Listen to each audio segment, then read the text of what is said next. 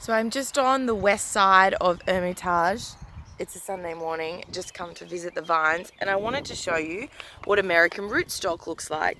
So American rootstock is the vine that we first plant for a couple of years to create the original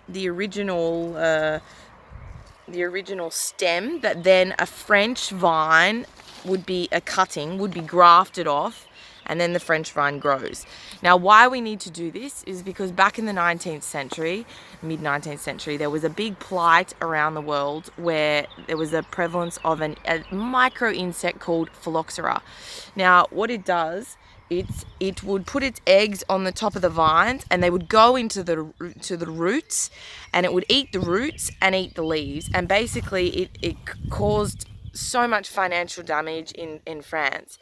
And they found out over time that phylloxera is resistant to the American rootstock, which is why we use this. Now, it looks different in color. It's the stems are red. The French stems are not normally like that. It's a bit waxy, and I said before, it's kind of like when you have, it's a bit elastic. You know when you have like that cheap, crappy, stringy cheese? The texture's kind of a little bit like that.